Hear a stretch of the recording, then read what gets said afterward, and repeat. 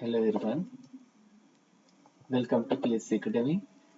PSC academy smart class education में आपका स्वागत है। आज के वीडियो लेक्चर में हम सिंधिया वंश के बारे में पढ़ेंगे, जो कि मध्य प्रदेश के सामान्य ज्ञान के तहत आता है तथा इसे विस्तार पूर्वक समझेंगे। और ये जो वीडियो है वो ऑल कॉम्पिटिटिव एग्जाम्स के लिए बहुत महत्वपूर्ण है, परंतु यह मीन्स के हिसाब से, मतलब पीएससी मीन्स के हिसाब से ये जो टॉपिक है बहुत ही महत्वपूर्ण है और हमेशा एग्जाम में डिटेल में पूछा जाता है।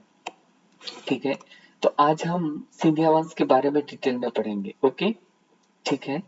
तो सिंधिया वंश का जो शासन काल था वो 1761 से लेके 1794 के बीच में था। 1761 से 1794 के बीच था। ठीक है, तो आपको ये डेट याद रखना है, 1761 से लेके 1794। ठीक है, ओके।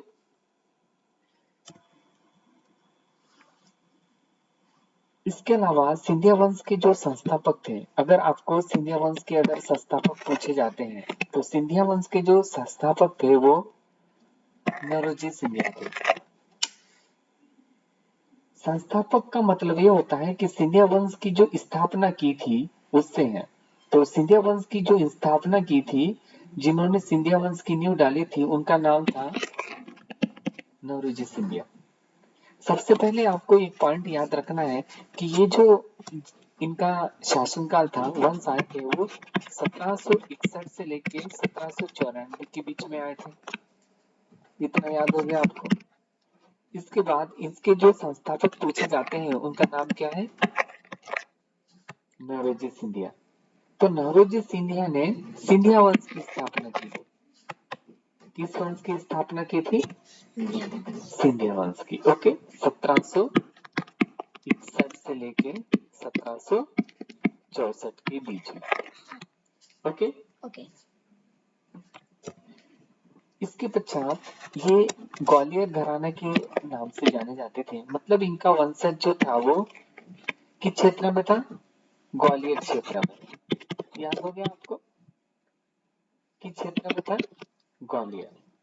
और इनका जो मिलती जुलती जो संस्कृति थी वो मराठा संस्कृति थी। ओके, सबसे पहले आपको याद रखना है, सबसे पहला पॉइंट, कि ये 1761 से लेके 1794 के बीच में थे। इनका जो संस्थापक थे वो नौरोजी सिंधिया थे। ठीक है, कौन थे? नौरोजी सिंधिया। इसके बाद ये किस क्षेत्र में थे?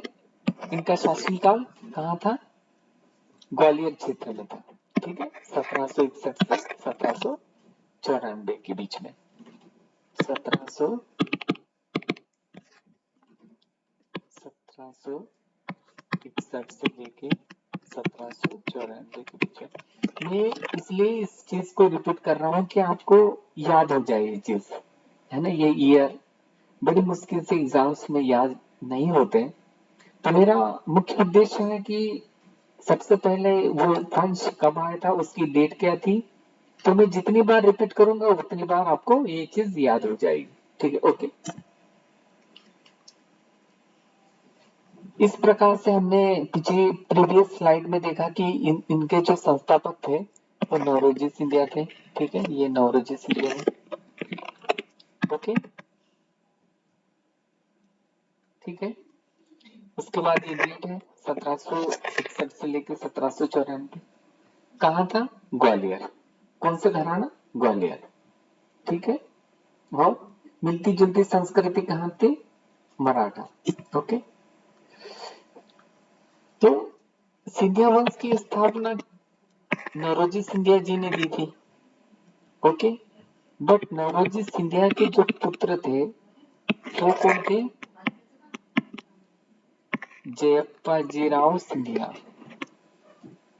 इनके जो पुत्र का नाम था, नौरोजी सिंधिया के जो पुत्र थे उनका जो नाम था क्या था? जयप्पा जी राव सिंधिया। बट जयप्पा जी राव सिंधिया के जो पुत्र थे वो कौन थे? महादजी सिंधिया। ओके, नारोजी सिंधिया के जो पुत्र जयप्पा जी राव सिंधिया और जयप्पा जी राव सिंधिया के जो पुत्र थे वो महादजी राव सिंधिया थे। ठीक है, ये सिंधिया नहीं थे, मतलब सिंधिया या सिंधिया सिंध के नाम से नहीं जाना जाता था। 1761 1794 पेशवा के नाम से जाना जाता था इन्हें।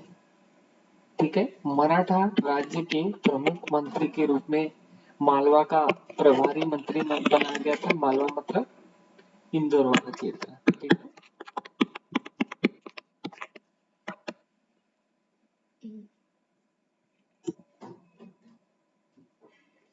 इसके पश्चात 1750 में मृत्यु होने से पहले नरोजी सिंधिया ने अपनी राजधानी कहाँ बनाई थी? उज्जैन में बनाई थी।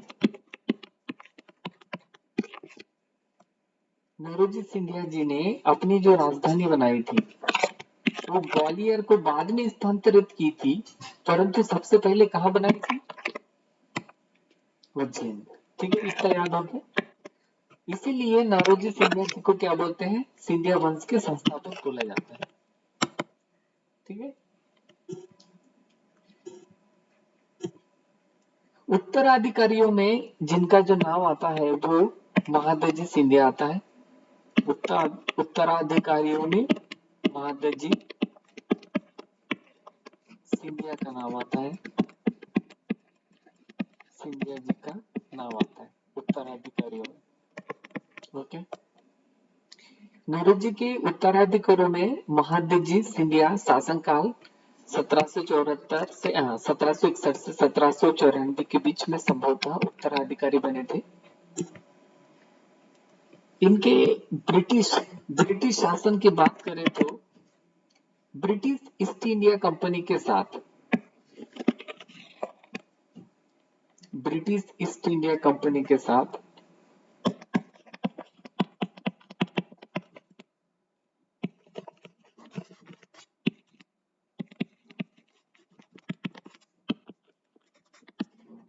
ब्रिटिश ईस्ट इंडिया कंपनी के साथ इनका जो युद्ध हुआ था वो 1775 से लेके 1782 के बीच में हुआ था। कहाँ हुआ था? 1775 से लेके 1782 के बीच में हुआ था। तो ये ब्रिटिश काल का ये आपको युद्ध बतलाना है, इसका भी एक क्षेत्र बतलाना है कि क्या इसमें हुआ था।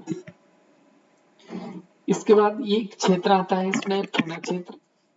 2 वर्ष पूना में रहकर, ठीक है, 1792 से 1794 में महादजी सिंधिया ने महाराष्ट्र संघ को या महाराष्ट्र यूनियन को पुनः संगठित करने का सतत प्रयास किया।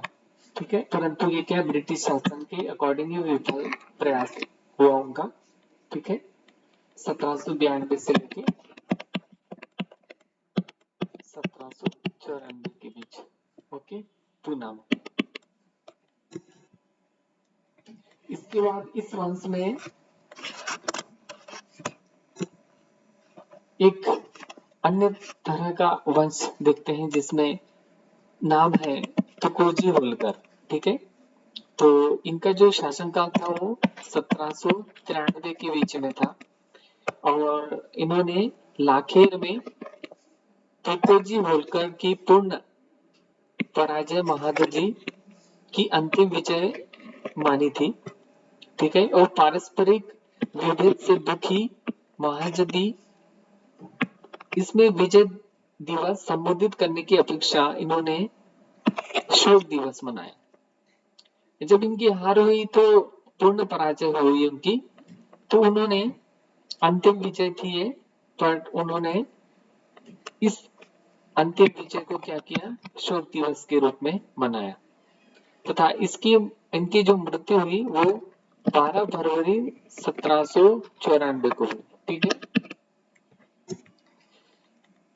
इसके पश्चात अंग्रेजों से टकराव देखते हैं।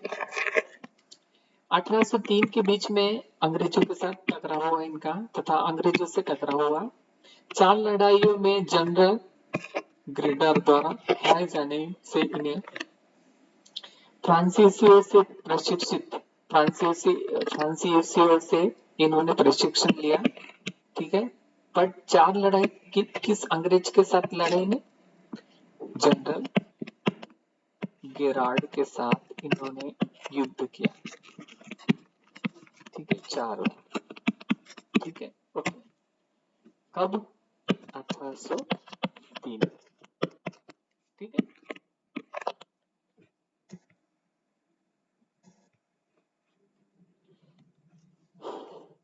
इस वंश के कुछ संस्थापक हैं जो देख लेते हैं। सबसे पहले जो संस्थापक थे, जिस प्रकार से हमने पढ़ा है, नौरोजी सिंधिया थे, जो सिंधिया वंश के संस्थापक थे। 19 जुलाई 1745 में आए थे ये। ओके, तथा ये मृत्यु हुई थी। ठीक है, नौरोजी सिंधिया जो संस्थापक बने थे, उनकी जो मृत्यु हुई थी 19 जुलाई 1745 में हुई थी। बट आए कब थे ये?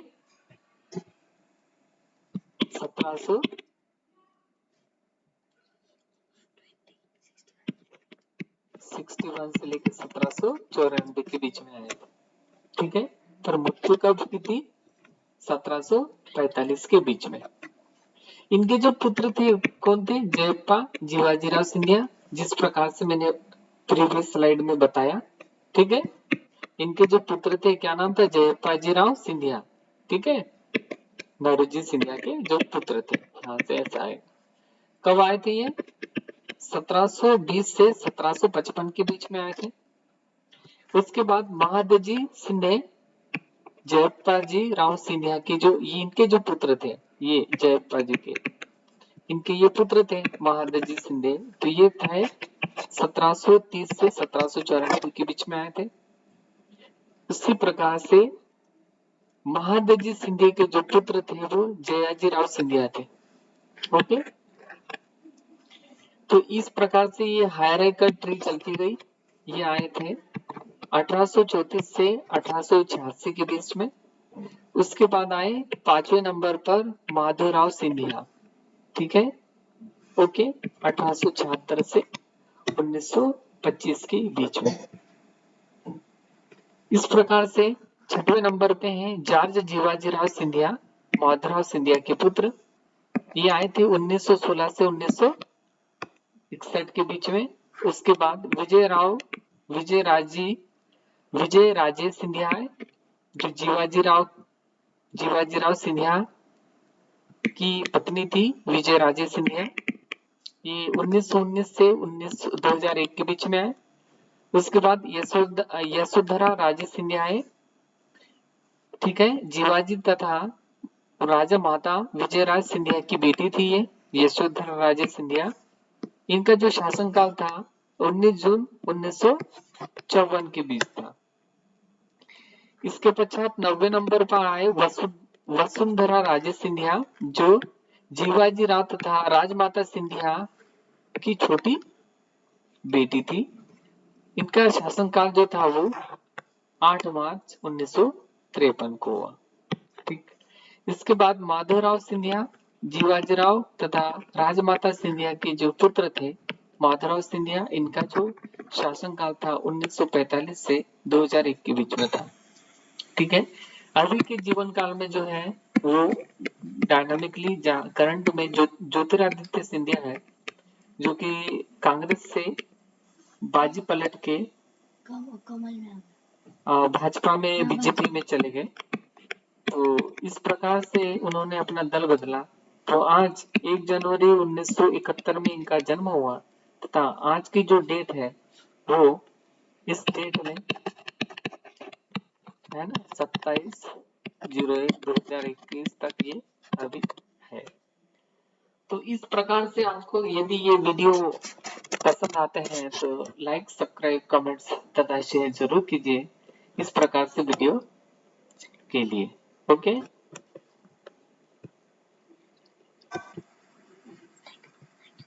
Thank you very much.